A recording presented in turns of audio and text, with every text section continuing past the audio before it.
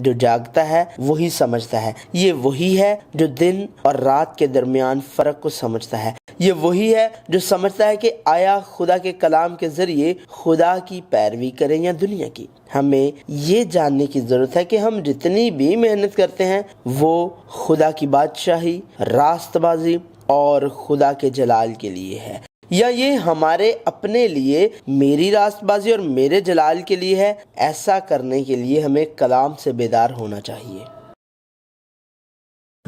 ابدی اور غیر متغیر کلام خدا، خدا کے ساتھ چلنا۔ بائبل جو وقت سے ماورا ہے، خدا کے ساتھ چلنا۔ حصہ 17، جاگتے رہنا۔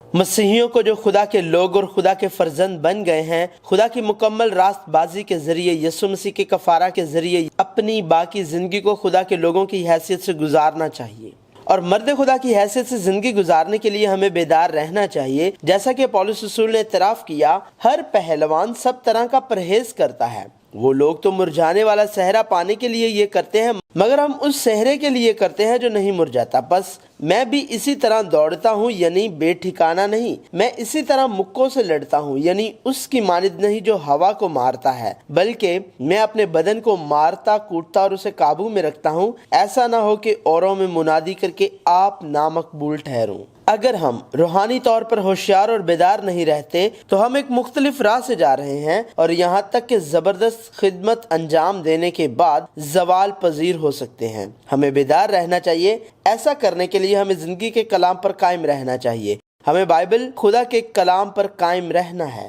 گویا یہ ہماری زندگی ہے، اور ہر دن محسوس کریں، تیرا کلام میرے قدموں کے لیے چراغ اور میری راہ کے لیے روشنی ہے۔ ہر ایک صحیفہ جو خدا کے الہام سے ہے، تعلیم اور الزام اور اصلاح اور راست بازی میں تربیت کرنے کے لیے فائدہ مند بھی ہے، تاکہ مرد خدا کامل بنے اور ہر ایک نیک کام کے لیے بالکل تیار ہو جائے۔ کیونکہ خدا کا کلام زندہ اور مؤثر اور ہر ایک دھو دھاری تلوار سے زیادہ تیز ہے، اور جان اور روح اور بند اور گودے کو جدا کر کے گزر جاتا ہے، اور دل کے خیالوں اور ارادوں کو جانچتا ہے۔ کوئی نہیں جانتا۔ جب یسوع نے اس دنیا میں اپنی عوامی خدمت ختم کی تو اس نے بار بار اپنے شاگردوں سے کہا کہ وہ اپنی باقی زندگی جاگتے رہیں، کیونکہ ہم نہیں جانتے کہ اس دنیا کا خاتمہ کب ہوگا۔ اور یسوع کی یہ باتیں وہ الفاظ ہیں جن کی تبلیغ آج بھی ہمیں کی جا رہی ہے۔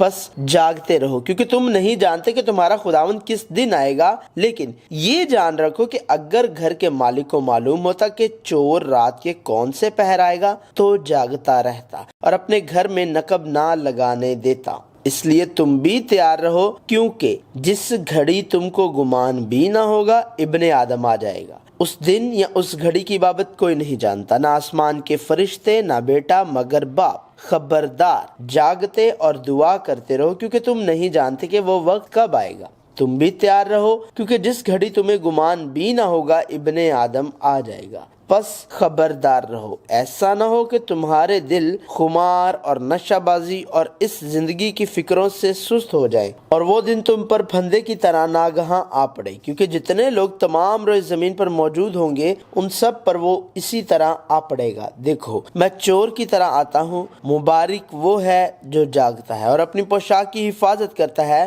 تاکہ ننگا نہ پھرے اور لوگ اس کی برہنگی نہ دیکھیں۔ ہمیں جاگتے رہنا چاہیے، کیونکہ ہم نہیں جانتے کہ یسوع مسیح فیصلے کے مالک کی حیثیت سے کب آئے گا۔ ہمیں جاگتے رہنا چاہیے۔ اگر ہم جانتے ہیں کہ چور کب آئے گا تو ہم تیاری کر سکتے ہیں، لیکن یسوع کہتا ہے کہ وہ چور کی طرح ایسی گھڑی آئے گا جسے ہم نہیں جانتے۔ ہمیں جاگتے رہنا چاہیے، ہمیں تیار رہنا چاہیے۔ دنیا کی چیزوں سے اپنے ذہن کو کمزور نہ ہونے دیں، وہ ایک غیر متوقع طور پر آئے گا، دوسرا موقع نہیں ہے۔ ہمیں شرمندگی کے ساتھ بے نقاب نہیں ہونا چاہیے، ہمیں جاگتے رہنا چاہیے۔ جاگو اور دعا کرو۔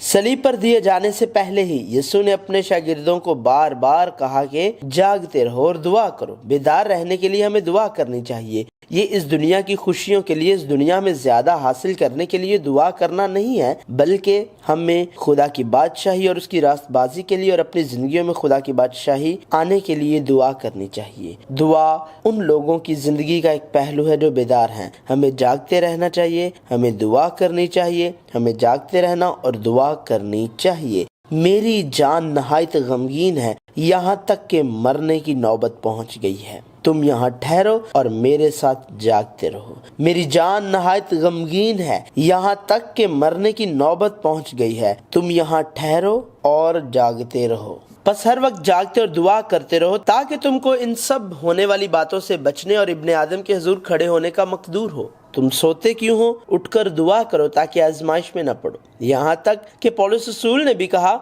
जागते रहो और बिला नागा दुआ करते रहो। हमें जागते रहना चाहिए और हर वक्त और हर तरह से रूह में दुआ और मिन्नत करते रहो और इसी गर्ज से जागते रहो कि सब मुकद्दसों के वास्ते बिला नागा दुआ किया करो। दुआ करने में मशगूल और शुक्रगुजारी के साथ उसमें बेदार रहो।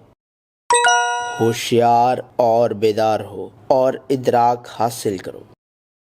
खुदा के लोगों को खुदा की पैरवी करनी चाहिए। हमें खुदा के कलाम के जरिए वक्त को समझना चाहिए। हमें वक्त की पैरवी नहीं करनी चाहिए। बस ऐ भाइयों, मैं खुदा की रहमतें याद दिलाकर तुमसे इल्तमास करता हूँ कि अपने बदन ऐसी कुर्बानी होने के लिए नजर करो जो जिंदा और पाक और खुदा को पसंदीदा हो। यही तुम्हारी माकूल इबादत है। और इस जहान के हम शक्ल ना बनो, बल्कि अक्ल नई हो जाने से अपनी सूरत बदलते जाओ ताकि खुदा की नेक और पसंदीदा और कामिल मर्जी तजुर्बा से मालूम करते रहो। पौलुस रसूल ने हमसे मुसलसल जागते रहने को कहा। जागते रहो, ईमान में कायम रहो, मर्दानगी करो, मजबूत हो, रास्तबाज होने के लिए होश में आओ और गुनाह ना करो, क्योंकि बाज खुदा से ना वाकिफ हैं। मैं तुम्हें शर्म दिलाने को ये कहता हूँ। लेकिन तुम्हें भाइयों, तारीकी में नहीं हो कि वो दिन चोर की तरह तुम पर आ पड़े, क्योंकि तुम सब नूर के फर्जंद और दिन के फर्जंद हो। हम ना रात के हैं ना तारीकी के। बस औरों की तरह सो ना रहें, बल्कि जागते और होशियार रहें।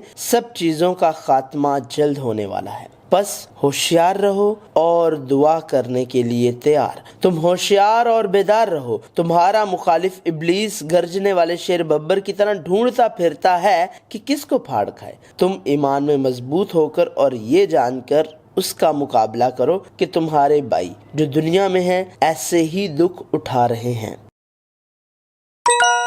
हर रोज मरना। पुराने अहदनामे में बनी इसराइल की तबाही की तारीख की पैरवी ना करने के लिए पौलुस रसूल ने कहा कि उन्हें एक मिसाल के तौर पर ले। उसने कहा कि मोहतात रहो, ना कि सिर्फ चौकस, क्योंकि हम अभी खड़े हैं, और मोहतात रहें कि हम गिर ना जाएं। यही वजह है कि पौलुस को रोजाना अपना इनकार करना कोई भी इस दुनिया में यकीन नहीं कर सकता।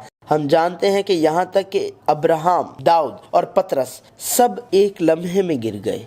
तुम बुड़बड़ाओ नहीं जिस तरह उनमें से बाज बुड़बड़ाए और हलाक करने वाले से हलाक हुए। ये बातें उन पर इबरत के लिए वाक़ हुई और हम आखिरी जमाना वालों की नसीहत के वास्ते लिखी गई। बस जो कोई अपने आप को कायम समझता है वो खबरदार रहे कि गिर ना पड़े। ऐ भाइयों, मुझे उस फख्र की कसम जो हमारे खुदावंद यीशु मसीह में तुम पर है, मैं हर रोज मरता हूँ। पुराने अहदनामे में नहमिया और उसके लोग बेदारी की मिसाल देते हैं। जब दीवार की तामीर बाहर से और अंदर से मुश्किल थी तो नहमिया और उसके आधे आदमियों ने काम किया और दूसरे आधे बर्छियां, ढाले और कुमाने लिए हथियार पहने हुए थे। और जो लोग दीवार बनाते और बोझ उठाते थे वो सब एक हाथ से काम करते थे और दूसरे हाथ से हथियार थामते थे। उनमें से आधे लोगों ने पो फटने से लेकर सितारे निकलने तक अपनी बर्छियां थाम रखी थी। और नहमिया और उसके भाई और उसके नौकर और चौकीदार जो नहमिया की पैरवी करते थे, उन्होंने अपने कपड़े ना उतारे, और जब वो पानी निकालने के लिए गए तो वो अपने हथियार पहने रखते थे। वो लोग जो जागते रहते हैं वाज़े तौर पर ये समझते हैं कि दुश्मन उनकी आंखों के सामने है। नए अहदनामा की हन्ना नबिया ने भी जागने की मिसाल कायम की है। हन्ना नबिया शादी के बाद 7 साल तक अपने शौहर के साथ रही और फिर बेवा हो गई, और वो 84 साल तक हैकल से जुदा न हुई, बल्कि दिन रात रोजे रखती और दुआ करती रहती। फिर जब मूसा की शरीयत के मुताबिक तहारत का वक्त मुकम्मल हुआ और यीशु के वालिदैन यीशु को यरूशलेम लाए तो हन्ना نبیہ وہاں تھی، ہنا نبیہ، جو روزے اور دعا کے ساتھ ایک طویل عرصے تک بیدار رہی، اس دن وہاں موجود تھی۔ ہمیں جاگتے رہنا چاہیے، ہمیں موقع گنوانا نہیں چاہیے۔ بائبل جو وقت سے ماورا ہے، خدا کے ساتھ چلنا جاری ہے۔